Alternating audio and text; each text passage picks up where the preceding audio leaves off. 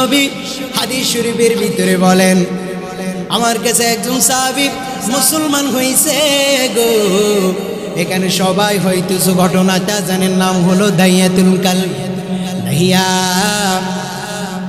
জাহিলিয়াতের যুগের বর্বরতার যুগের একজন সরদার ছিল। শুধু সরদার ছিল না রে, সে মারাত্মক একজন গুনাহগার ছিল। জাহিলিয়াতের যুগের ওই বর্বরতার সময়ে বিভিন্ন কন্যা সন্তান হলে সে জীবিত দাফন দিত। জোরে কন্যা উজুবিল্লাহ। জীবিত কবর দিত কন্যা সন্তানদেরকে, জীবিত কবর দিয়ে দিয়েছিল। একদিন দাহিয়া নবীর কাছে যাইয়া বলে, ও নবী আমার, আপনি আমারে পড়ায় দেন লা ইলাহা ইল্লাল্লাহু মুহাম্মাদুর রাসূলুল্লাহ সাল্লাল্লাহু আলাইহি সাল্লাম। নবীর হাতে মুসলমান হয়ে গেল দাহিয়া। দাহিয়া মুসলমান হওয়ার মাত্রই দাহিয়া কান্না আরম্ভ করছে। দাহিয়া কান্না জড়িত বলে, নবী গো, আল্লাহ পাক রব্বুল আলামিন কি আমি যে আপনার হাতে হাত ধরে যে মুসলমান হয়েছি, নবী গো, আল্লাহ কি আমার পিছনের জিন্দেগির সব গুনাহ মাফ করবনি?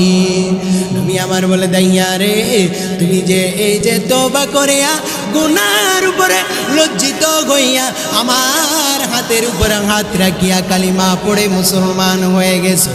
নবী আমার বলে, দাইয়া রে, তুমি যে মুসলমান হয়ে গেছো, কালিমা পড়ার সাথে সাথে আমার আল্লাহ রাব্বুল আলামিন তোমার পিছনের জিন্দেগির সমস্ত গুনাহ মাফ করে দিয়েছে। কোন সুবহানাল্লাহ।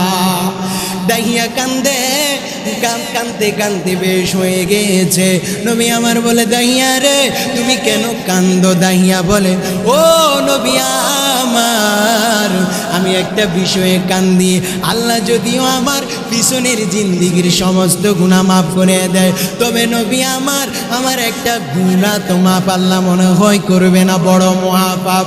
নবী আমার ডেকে বলে, ও দাহিয়া রে, তোমার কোন গুনাহ আমার আল্লাহ মাফ করবে না? দাহিয়া কান্না জড়িত বলে, নবী গো,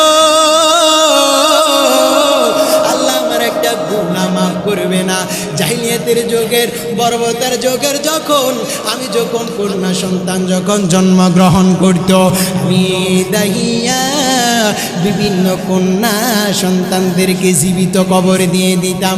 নবী গো, আমি জীবিত কবর দিতাম, আল্লাহ কি গুনাহ মাফ করবনি? আর দাহিয়া এবার বিস্তারিত বর্ণনা করতেছে। বলে, দাহিয়া বলে, নবী গো, আল্লাহ কি গুনাহ আমার মাফ করবনি? এবার এই কথা বলার সাথে সাথে নবী আমার বলে, দাহিয়া রে, আমার আল্লাহ পাক রব্বুল আলামিন তোমার ঈমান আনার কারণে, খাঁটি দিলে তওবা করার কারণে আমার আল্লাহ রব্বুল আলামিন তোমার পিছনের জিন্দেগির গুনাহ মাফ করে দিবে। কোন সুবহানাল্লাহ। দাহিয়া কান্না থামে না। দাহিয়া বলে, নবী আমার, আমি সমস্ত বিভিন্ন কন্যা সন্তানদেরকে দাফন করছি, কথা ঠিক, তবে নবী আমার, আমি আমার একটা কন্যা সন্তান দাফন করার কারণে আমি মনে হয় জিন্দেগির বড় অপরাধ করে ফেলেছি। আমি আমার একটা কন্যা সন্তানকে জীবিত দাফন দিয়ে দিয়েছি। বলে, নবী আমার, আপনি বিস্তারিত একটু শুনুন। নবী বলে, বলো, কি বলতে চাও? বলে, আমার স্ত্রী গর্ভবতী ছিল, আমার স্ত্রীর গর্ভবতী অবস্থায় রেখে আমি ব্যবসার কাজের জন্য বাইরে গিয়েছিলাম। কোথায় গিয়েছে? ব্যবসার জন্য বাইরে গিয়েছিল। আর যাওয়ার আগে স্ত্রীর বলে, স্ত্রী রে, তোমার গর্ভে যে সন্তান আছে, এটা যদি মেয়ে হয় গো, তোমার গর্ভের সন্তানটারে তুমি জীবিত দাফন দিবা। এই কথা বলার পরে দাহিয়া চলে গেল। দাহিয়া চলে যাওয়ার পরে দীর্ঘ 7 বছর হয়ে যায়। বলেন তো, ওই দীর্ঘ 7 বছর যদি হয়ে যায়, দাহিয়ার স্ত্রীর গর্ভে থেকে যে সন্তানটা আসলো তার বয়স কত হয়ে যাবে? 6 থেকে 7 বছর। পুরাপুরি সন্তান কথা বলতে পারে। দাহিয়া নবীর বলতেছে, নবী গো, আমি যখন 7 বছর পরে ব্যবসার কাজ সারিয়ে আমি যখন বাড়িতে আসলাম, আর স্ত্রীরে প্রশ্ন করলাম, স্ত্রী রে তোমার এই সন্তানকে? বলে এই সন্তান হলো আমাদের। ভাইয়া বলে কি রে, তোমারে না বলছিলাম আমি যে ব্যবসার কাজে চলে যাইতেছি, এই ব্যবসার কাজে যাওয়ার সময় তোমারে বলছিলাম তোমার গর্ভে যদি আমার মেয়ে সন্তান হয় গো, এই সন্তান রে তুমি জীবিত দাফন দিবা। দাহিয়ার স্ত্রী বলে, ও প্রাণের স্বামী, আমি কিভাবে জীবিত দাফন দিব? তো আমি তো একটা মায়ের, আমি একজন মা, আমার সন্তানরা আমি জীবিত দাফন দিতে পারবো না। ওই স্ত্রী দাহিয়ার বলে, ও দাহিয়া, ও স্বামী গো, আমি যে আমার সন্তানকে আমি জীবিত দাফন দিতে পারবো না। দাহিয়ারে আমার পানের স্বামী, আমি জিন্দিগিতে কত, আপনি তো জিন্দিগিতে কত সন্তানদেরকে জীবিত দাফন দিলেন, শুধু মেয়ে সন্তান। স্বামী আমার, আপনার কাছে একটা জিনিস আমি ভিক্ষা চাইব, আমাদের এই ফুটফুটে সুন্দর সন্তানটারে আপনি জীবিত কবরে দিয়েন না। এবার স্ত্রীর কথা শুনিয়া সন্তানকে লালন পালন করতেছে। আস্তে আস্তে সন্তানের বয়স যখন 8 থেকে 9 বছর হয়ে গেল গো, 9 বছর যখন হয়ে গেল, এবার দাহিয়া রাস্তা দিয়ে হাঁটে, বাজারে যাই। তৎকালীন জমানায় বর্বরাতের জাহিলিয়াতের যুগের মানুষেরা বলতেছে, ওই দেখো না আমাদের সর্দার দাহিয়া কত কন্যা সন্তানকে জীবিত দাফন দিছে, তার সন্তানকে সে জীবিত দাফন দিতে পারতেছে না। এইভাবে টিটকারি করতেছে, টিটকারি করতে করতে একদিন দাহিয়া স্ত্রী বলে, ও প্রাণীর স্ত্রী আমার, তোমার সন্তানরা একটু সাজায়া দেও, একটু ঘুরতে যাব। এবার স্ত্রী বুঝতে পারে নাই, এবার ওই সন্তানটারে সাজায়া গুছাইয়া দিয়ে দিয়েছে। যাওয়ার সময় স্ত্রী স্বামীর হাতটা দুনিয়া বলে, প্রাণের স্বামী আমার, আমার যেন কেমন লাগতেছে, তুমি কিন্তু আবার আমার এই মেয়ে সন্তান রে জীবিত কবর দিও না, আমার সন্তান রে তুমি জীবিত দাফন দিও না, আমার কেমন যেন ভয় লাগতেছে। দাহিয়া বলে, আমি দিব না, কিন্তু দাহিয়া তার আগে ওই সন্তানকে, দাহিয়ার সন্তানকে জীবিত কবর দেওয়ার জন্য আগে, একদম আগে ওই কুড়াল নিয়া, খন্তা নিয়া, ওই যে মরুভূমির মাঝ বরাবর অবস্থান করেছে, ওখানে 82 সন্তানকে নেওয়ার জন্য আসছে। মা বুঝতে পারে নাই, মা কোনো বুঝতে পারে নাই। এবার মা থেকে বিদায় নিয়া সন্তানকে লইয়া ওই যে মরুভূমির প্রান্তরে চলে গিয়েছে, মরুভূমির প্রান্তরে যাইতেছে। আর হঠাৎ করে যেখানে ওই যে কোদালটা ধুয়ে আসছে, ওখানে হঠাৎ করে দাঁড়িয়ে গিয়েছে।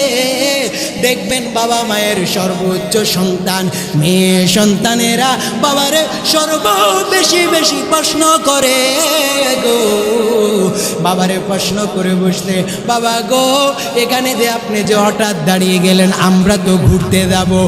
ওই দাহিয়া কিছু বলে না, দাহিয়া তুলকালবির মেয়ে বলে, বাবা গো এই যে কোদাল আনছো এখানে কি করবা? দাহিয়া জবাব দিল, এখানে আমি গর্ত করব। কি করবে? গর্ত করবে। গর্ত খনন করে ওই দাহিয়ার মেয়েটারে পালায় দিবে, কিন্তু মেয়ে বুঝতে পারে না, বলে এখানে আমি গর্ত করব। দাহিয়ার মেয়ে এবার ডাক দিয়া কয়, আব্বা গো আপনি যে এখানে গর্ত খনন করবেন, আগে আপনি লোক কেন ঠিক করেন নাই? আপনি তো আমাদের এই সমাজের, এই দেশের একজন সর্দার। দাহিয়া কিছু বলে না। দাহিয়া ওই কুড়াল দিয়া বা খন্তা দিয়া সেই বালিগুলা ছাঁটাই করতে করতে করতে করতে যখন ছাঁটাই করতেছে, দেখবেন বাবা মায়ের সন্তানদের মেয়ে সন্তানেরা বাবার জন্য বেশি পাগল হয়, ঠিক কিনা? আর ঘাম মুছতেছে, দাহিয়া বলে আমি যখন কোদাল দিয়া বালুগুলো সরাইতেছি, নবী গো, দাহিয়া কানতে কানতে বলে নবীজি আমার ঘামগুলা মুছতেছে আমার মেয়ে সন্তানে। মুছতে মুছতে বলে বাবা গো, আপনার তো বড় কষ্ট হয়, আপনি কেন লোক ভাড়া করে আনলেন না? দাহিয়া কিছু বলে না। দাহিয়া একটা সময় গর্ত খনন করতে করতে যখন গর্তটা খনন করা হয়ে গেল, মেয়ে সন্তানকে জোর করে ধরে ধাক্কা দিয়া গর্তের ভিতরে ফালাইয়া দিয়েছে। আর মেয়েরা আর যখন 8-9 বছরের বাচ্চা, আর বুঝার বাকি নাই, দাহিয়া ফালাই দিয়া এবার যখন ফাতর মারা আরম্ভ করতেছে, কি করতেছে? ফাতর মারা যখন আরম্ভ করতেছি, পাথর যখন মারা আরম্ভ করতেছে, মেয়ে বলে বাবা গো, আমার আর বুঝার বাকি রইল না। আমার মা বলছিল তোরে হয়তো তোর বাবা জীবিত কবর দিয়ে দিবে, কারণ এই যুগে মেয়ে সন্তান হইলে জীবিত কবর দিয়া দেয়, জীবিত দাফন দিয়া দেয়। দাহিয়ার মেয়ে বাবারে কান্দে কান্দে বলতেছে বাবা গো, আমারে আপনি যে ধাক্কা দিয়া পালাই দিয়েছেন, আমার মা আমারে আগে বলেছিল আমারে আপনি হয়তো জীবিত কবর দিয়া ফেলবেন।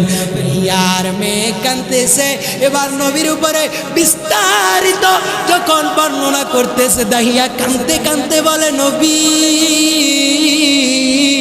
আমি যখন আমার মেয়ের উপর পাথর নিক্ষেপ করতেছি, আমার মেয়ের রক্তের ছিটা আমার চোখের উপরে জামার উপরে যখন পড়লো, আমার মেয়ে বলে বাবা গো, আমার জানটা ভিক্ষা দেন, আমার মা যদি শুনতে পারে, আমার মা তো শুনবে গো, আমার মা পাগল হয়ে যাবে। দাহিয়া তারপরও নবীরে বলতেছে ও নবী আমার, আমার তারপরও ওই বর্বরতার কারণে, জাহিলিয়াতের যুগের কারণে আমি বাবার কলবের ভিতরে, অন্তরের ভিতরে একটু মায়া হয় নাই। আমি আমার মেয়ের উপরে ওই বালু মারতে মারতে, পাথর মারতে মারতে একটা সময় মেয়ের আওয়াজ বদ্ধ হয়ে গিয়েছে। আমার মেয়ে কাঁদতে কাঁদতে বলেছিল বাবা গো, ওই আল্লাহর দরবারে আপনি কি জবাব দিবেন? দাহিয়া বলে আমি আমার মেয়ের মাটি চাপা দিয়া, আমি আমার মেয়ের গর্তের উপরে পালাই দিয়া, একটা সময় আমার মেয়ের আওয়াজ বদ্ধ হয়ে গেছে। আমার মেয়ে আর কোনো কথা কয় না, আমার মেয়ে আর কোনো আওয়াজ দিতেছে না। আমি আমার মেয়ের জীবিত কবর দিয়া যখন বাড়িতে আসলাম, যখন আমি শুইতে গেলাম, এই স্বপ্নের ভিতরে আমার মেয়ে আমারে ডাক দিয়া কয় বাবা গো, আমার অপরাধ কি ছিল? আমার অপরাধ ছিল আমি মেয়ে হইয়া দুনিয়ার জমিনে জন্ম নিয়েছি, কারণ আপনারে যিনি মেয়ে দিয়েছে তিনি হলেন আল্লাহ। জোরে কোন সুবহানাল্লাহ। মেয়ে এবার স্বপ্নের ভিতরে বাবাকে বলে বাবা গো, আমার কি অপরাধ ছিল? আমি তো আপনার কে বাবা ডাকছিলাম, আমার মাকে মা ডাকছিলাম। দাহিয়া নবীর বিস্তারিত বর্ণনা করতেছে, বলে নবী আমার তারপর কলবের ভিতরে একটু মায়া লাগে না। দাহিয়া কান্না করে বলে ও নবী আমার মেয়ের জন্য আমার স্ত্রী পাগল হয়ে গেছে, পাগল হয়ে গেছে। আমি উপায় না পাইয়া শুনছি মুসলমান হইলে নাকি আল্লাহ জিন্দিগির সমস্ত গুনাহ মাফ করে দিবে। আমি আপনার উপরে ঈমান আনছি, আল্লাহর উপরে ঈমান আনিয়া পড়ে নিয়েছিলাম লা ইলাহা ইল্লাল্লাহু মুহাম্মাদুর রাসূলুল্লাহ। এবার যখন বলল ও নবী আমার, আমি যে মুসলমান হইয়া তওবা করেছি নবী আমার, আল্লাহ কি আমার পিছনের জিন্দেগির সব গুনাহ মাফ করে দিয়েছে। নবী আমার এবার তাহিয়াতুল কালবিরে বলে, তাহিয়া রে তোমার পিছনের জিন্দেগির গুনাহ তুমি যত বড় পাপ করো না কেন, ঈমান আনার কারণে কাটিয়ে দিলে, তওবা করার কারণে আমার আল্লাহ তোমার পিছনের জিন্দেগির গুনাহ মাফ করে দিয়েছে। প্রত্যেকে বলেন সুবহানাল্লাহ। এ জোরে কম সুবহানাল্লাহ।